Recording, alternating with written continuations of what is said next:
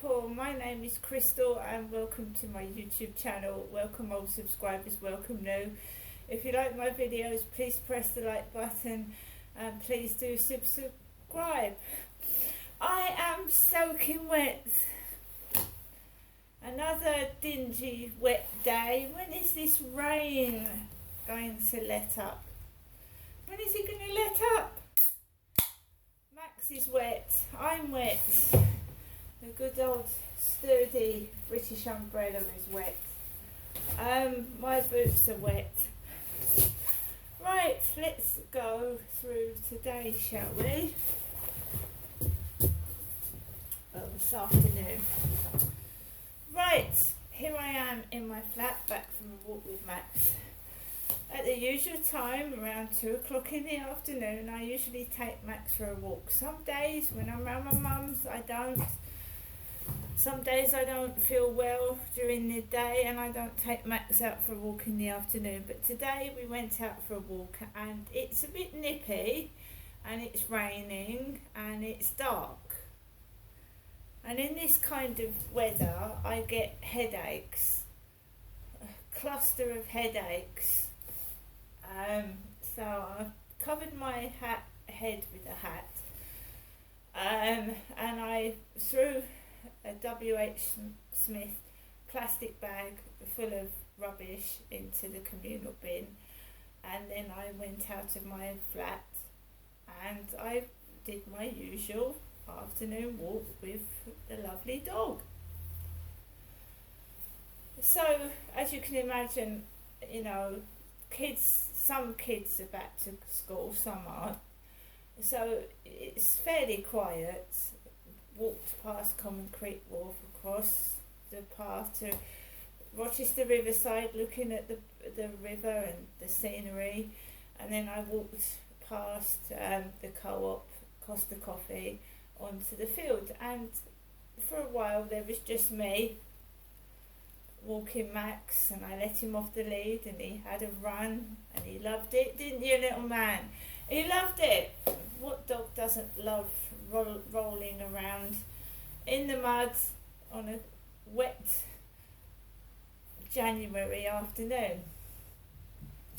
Came back and there was a man and I don't know whether it was another man or a woman talking to each other with two big dogs.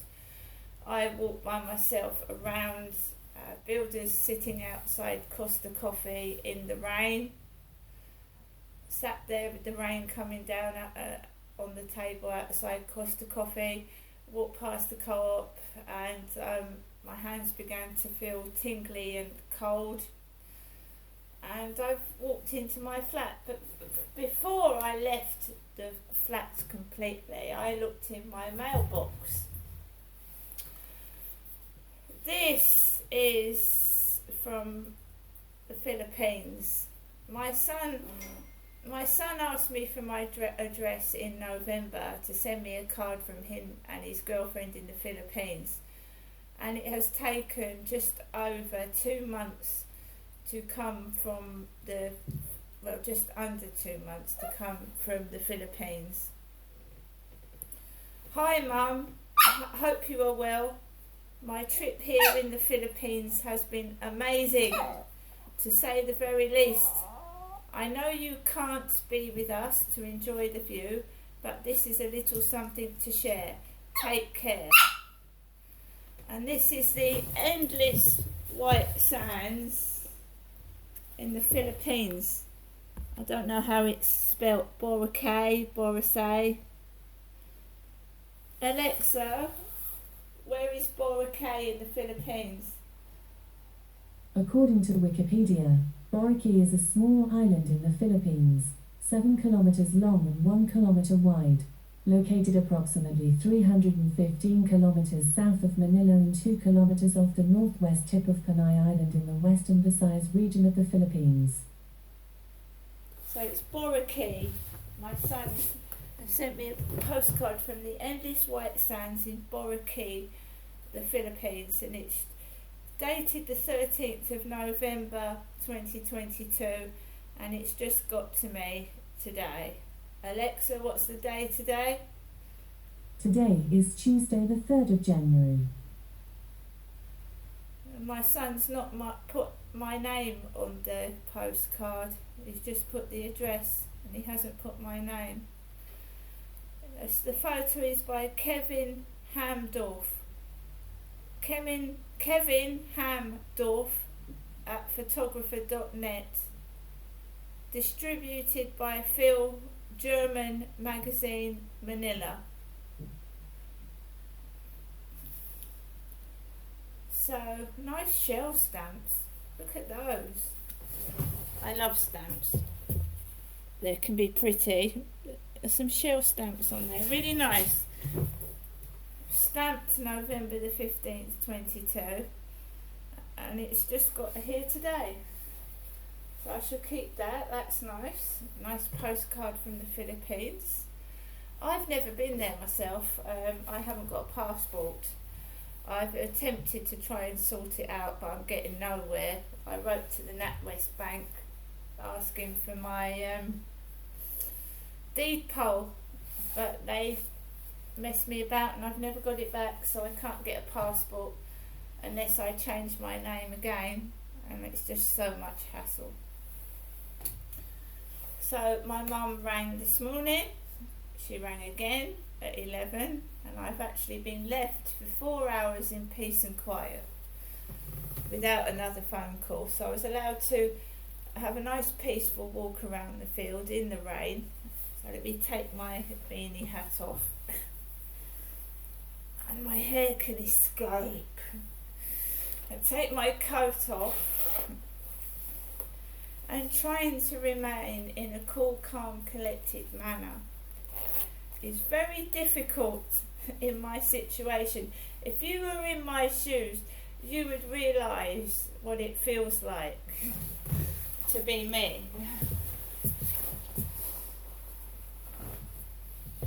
So apart from that postcard, that lovely postcard there, I've had no other mail, no parcels, and I haven't really been out anywhere today. I haven't been to the co-op. There is not the money anymore to do what I used to be able to do. When I was at Lansdowne Court, I went out 3 or 4 times a day.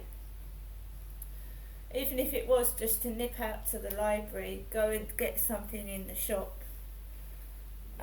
Because where I was located, it was 2-3 minutes walk from my flat to the town centre in Chatham, and it was so much easier. Like there were shops on the corner.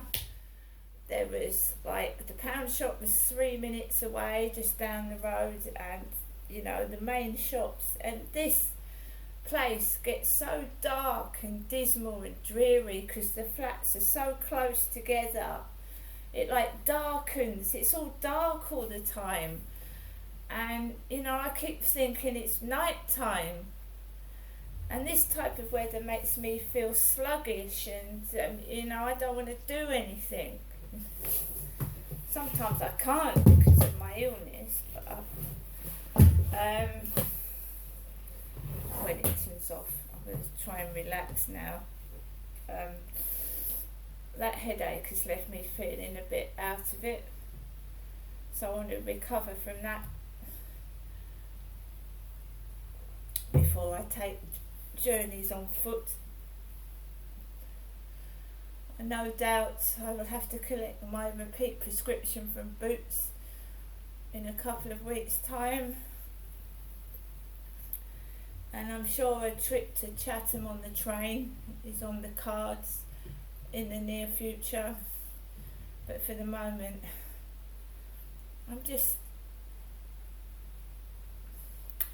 I don't know, fed up.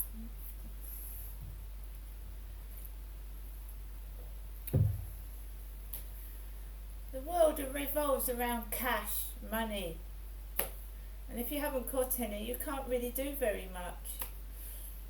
And since the rise in electric and gas prices, and people have been choosing to eat or heat, do you eat food or heat your home?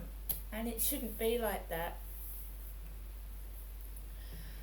when I found myself cut off of electric New Year's Eve, if the post office hadn't been open and I hadn't had the money to top up my phone because I'd been resourceful, I would have been New Year's Eve without electric heating, water, or an oven to heat to cook my food on.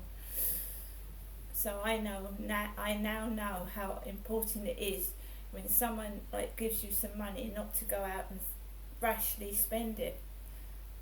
I have gone into my British Gas app and it hasn't been updated since the 31st of December.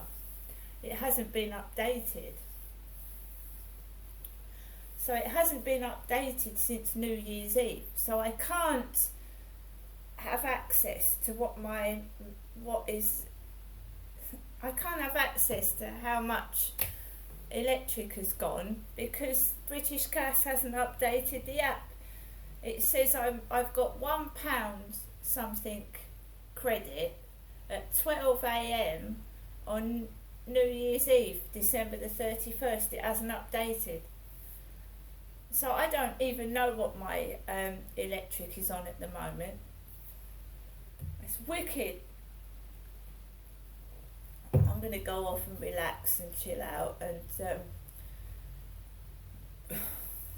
yes, a lot of it is funny, but when it happens to you, really, for real, it's not funny. When you are sat with no electric, it's not funny. It's not funny at all. See you later.